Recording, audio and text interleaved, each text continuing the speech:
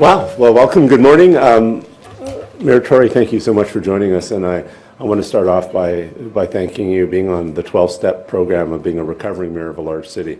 The one thing I know is, we have two recovering mayors here, actually, my friend Ted. One of the things that you don't have a lot of is time. And and people often don't see what goes on when the cameras aren't on. And I want to thank you very much for the time you've personally given me in the conversations we had leading up to this, because your very clear commitment very early on that Toronto would play a leadership role in this issue on housing and climate change. You were true to your word, and you got all the paperwork done, I think, before anybody else. And that kind of responsive leadership and that generosity of your time is greatly appreciated. We would not be here today if it wasn't for you. So thank you very much. And Ted, it's nice that one of the things you have to understand about climate change is that everybody has to be the Minister of Climate Change. I wish it was in everybody's title. And very few of my colleagues don't get this. As a matter of fact, I can't think of anyone that doesn't. But Ted stands out as having been one of the first ministers to actually understand that about 1 out of every 5 tons of greenhouse gases comes out of buildings in Ontario. And it is simply that and transportation are one of the 2 biggest challenges we have. And he's not just worked it into this. I mean, it's interesting because the first stage with a lot of my colleagues is they figure out how do we get our hands on that $1.9 billion. Ted took a different approach. He said, okay, so we want to make sure money's going in there, but how do we look at all the programs that our ministry has, and how do all of them ensure that one of the outcomes that they do is that? Just one last thing before I give you the number that you're looking for. I just came back from a very sobering experience.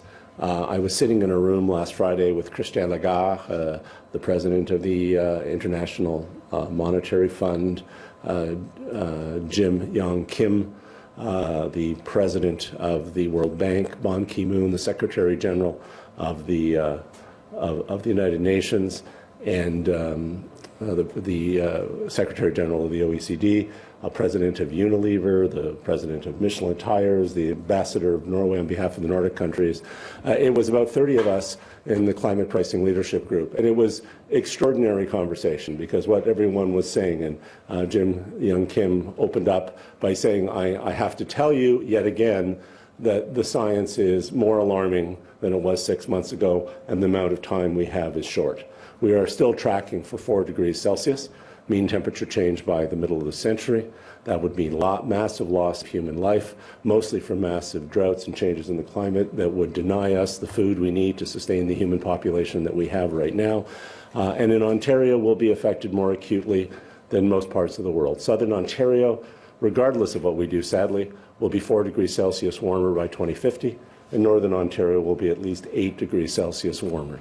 It's very hard for the boreal forest to adapt to that level of change, and the boreal forest is 1/3 of all the forests in the world, and forests absorb about 1/3 of all the carbon dioxide. And the totality of human effort to reduce anthropogenic GHG emissions or human-generated GHG emissions would be completely dwarfed if that forest fails to continue to be the carbon sink it is. So we are realizing that our time is much shorter than we thought. We only have very few decades at most to get to carbon neutral. And in Ontario, now that we've closed coal plants, the largest GHG reduction in North America, we're focused very heavily in the next few years on buildings and on vehicles. There's also the dimensions of social equity. The poorest people, the ones with the most modest incomes, contribute the least amount to greenhouse gas emissions and have the least capacity, often because they live in rental facilities, to actually reduce their emissions. And Ted has reminded us of this at every cabinet table, that there has to be social justice woven in to our climate change program. So today, we are, of the 82 million, 42.9 million of this fund will go to retrofit social housing towers in the City of Toronto. And the City of Toronto has been selected to distribute these local funds and will select local projects through a competitive process.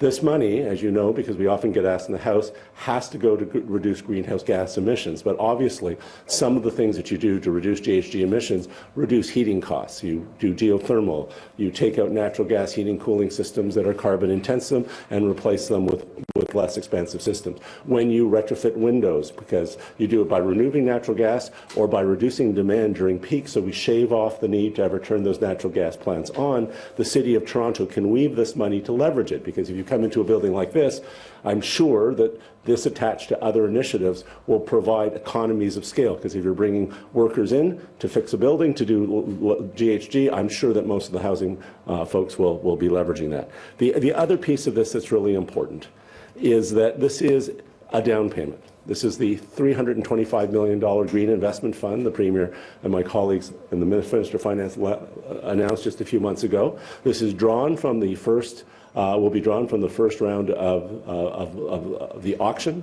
for cap and trade. As you know, this will be a $1.9 billion program annually.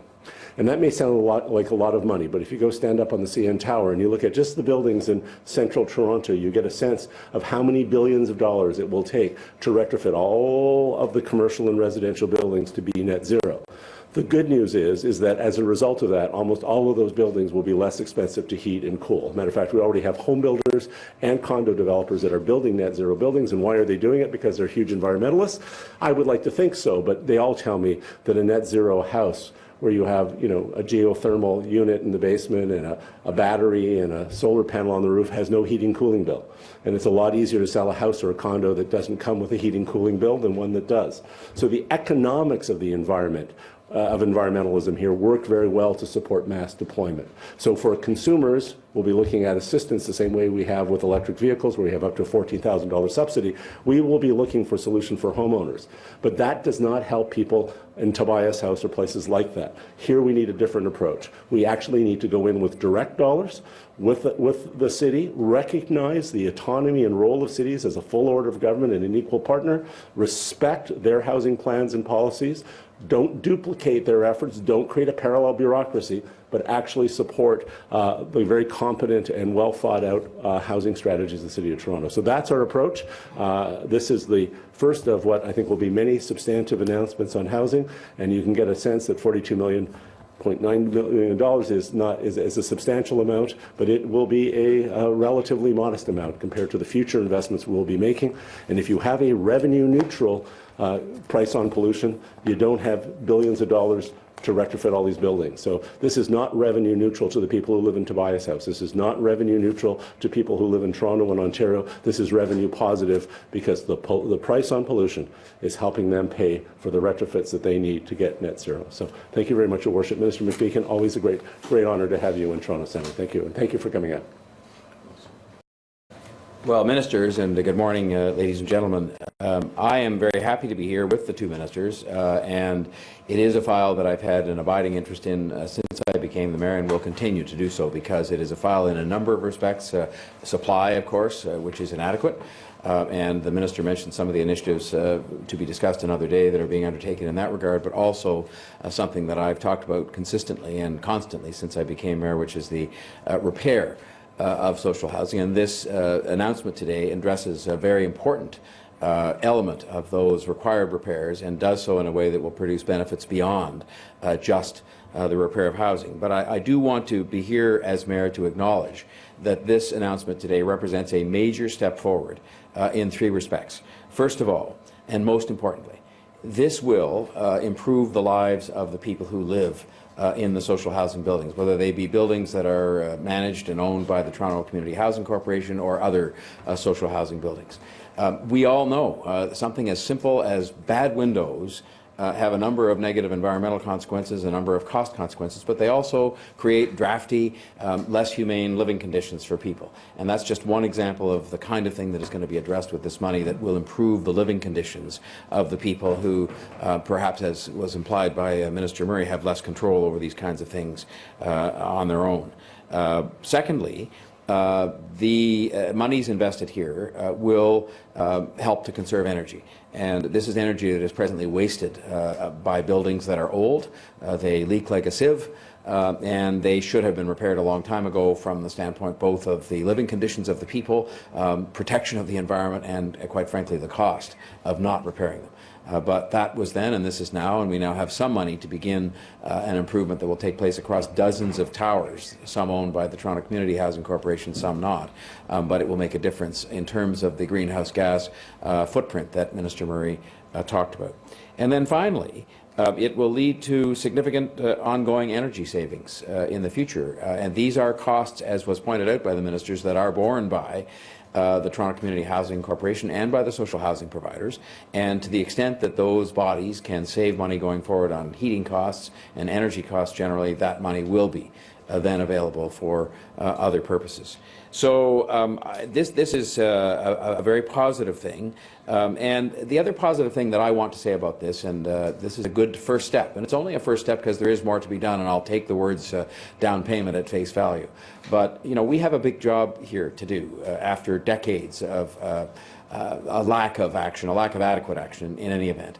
And what you see happening now is what the ministers both made reference to, which is all three orders of government working with each other to try and achieve these ends. We have been putting this year, I think it's upwards of $250 million into the repair of Toronto community housing.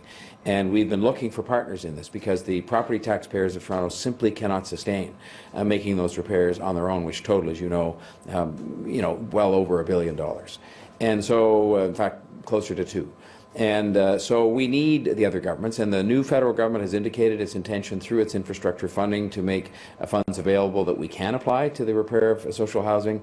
And this discussion today, which has a number of purposes behind it, including environmental, but also does allow us to apply meaningful amounts of money, $42.9 million to these repairs being made in the City of Toronto, both to Toronto Community Housing and also to other parts of the social housing and nonprofit sector.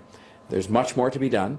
I will continue to be an advocate on behalf of the city that I lead and the housing that is represented both by Toronto Community Housing and other social housing to get more partnership from these governments. But this is a significant step forward, and so I want to just make sure that I commend everybody from the Premier, and I've discussed it with all of these people. The Premier herself, who is interested in these files and continues to be interested, and these two ministers, starting, as Minister Murray said, with meetings that we had in my office about an opportunity that we have here to combine the environmental agenda with the housing agenda and with the living condition agenda, if I can call it that, of some of our fellow citizens, and put it together into an investment that is going to benefit all of those people. And so I commend the Premier, these two ministers and others in the government who have adopted this cooperative approach and who are prepared to put money where their mouths are in terms of trying to help us move all of this forward for the sake of the residents, first and foremost, for the sake of the environment, and for the sake of the taxpayers, because I think all of those people count in this equation as we try to find more resources to do more for housing and for people. So I will, on that note, say thank you, and I guess we will be available to take your questions as you wish.